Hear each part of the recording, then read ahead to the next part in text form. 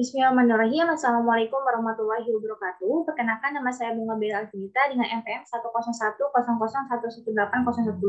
Saya berasal dari Fakultas Kedokteran Program Pendidikan Dokter. Di sini saya akan mencoba menjelaskan mengenai hasil penelitian saya berjudul Scoping Review hubungan obesitas dengan kejadian osteoartritis pada lansia. Yang pertama ini mulai pendahuluannya terlebih dahulu. Jadi ketika seorang memasuki usia tua, maka akan ada beberapa perubahan, yaitu contohnya ada kemudahan fisik dan juga menurunnya kesehatan. Nah, salah satu masalah kesehatan tersebut adalah masalah persendirian, yaitu contohnya masalah osteoartritis. Di mana secara epidemi sendiri, osteoartritis ini menempati peringkat ke-11 sebagai kontributor disabilitas tertinggi di dunia. Dan selanjutnya untuk mengenai faktor resiko sendiri itu, contohnya ada usia dan juga obesitas. Di mana pada usia itu onset tertingginya terjadi pada usia 55 hingga 64 tahun, dan juga untuk obesitas ini merupakan faktor risiko terkuat untuk terjadinya osteoartritis. Lalu untuk tujuan penelitiannya ini adalah dilakukannya untuk mengetahui hubungan antara obesitas dengan kejadian osteoartritis pada lansia.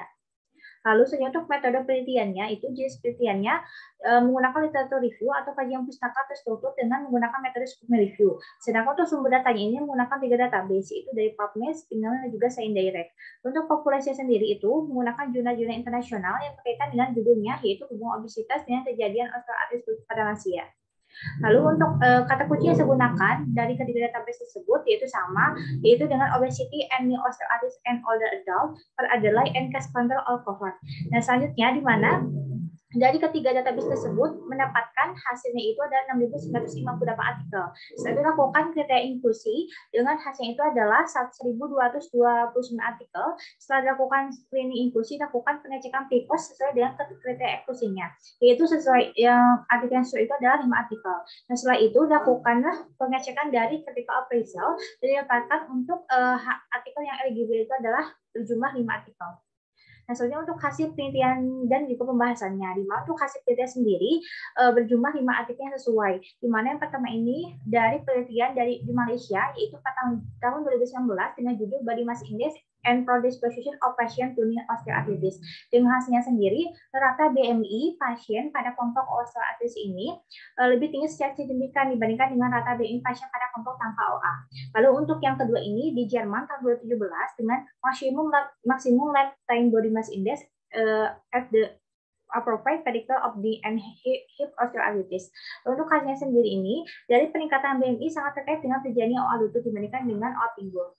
Untuk yang ketiga ini dilakukan di Spanyol tahun 2016 dengan judul Association Between Overweight and Obesity and Risk of Clinical Diagnosis Knee, Hip, and Hand Osteoarthritis. Dengan hasilnya sendiri, obesitas ini menyebabkan kejadian OA lutut lebih banyak dibandingkan dengan yang lainnya. Nah, untuk yang keempat ini adalah dilakukan di Korea tahun 2016 dengan judul Association Between Body Composition Measurement of Obesity and Radiography Osteoarthritis in Older Adult. Hasilnya sendiri itu, berat badan merupakan faktor yang terkait dengan radiografi OA lutut di kedua jenis kelamin.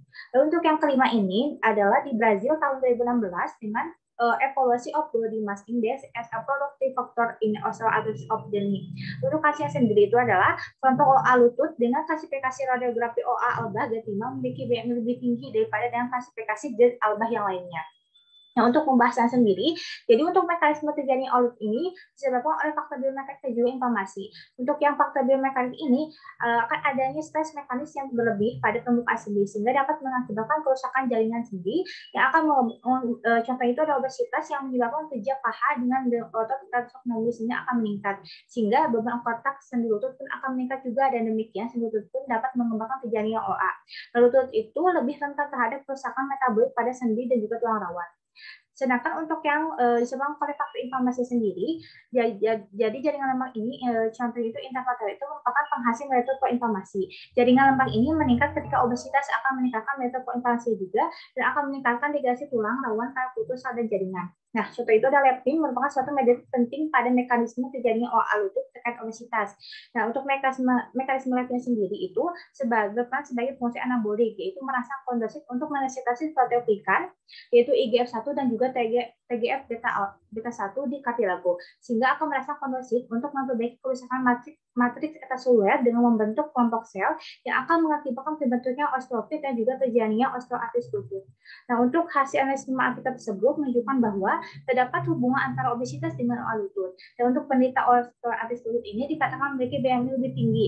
Dan untuk obesitas ini dikatakan paling berkontribusi dengan terjadinya osteoartritis lutut. Lalu untuk gambar radiologinya, osteoartritis lutut ini menampakkan gambar yang lebih bermakna pada penderita obesitas dan juga berhubungan dengan obesitas ini berhubungan dengan tingkat keparahan OA lutut yang dinilai dengan klasifikasi radiologi osteoartritis alba. Untuk kesimpulan yang didapatkan sendiri, terdapat hubungan antara obesitas dengan kejadian osteoartritis lutut pada lansia dan juga obesitas ini dapat memperburuk radiografi dari osteoartritis lututnya.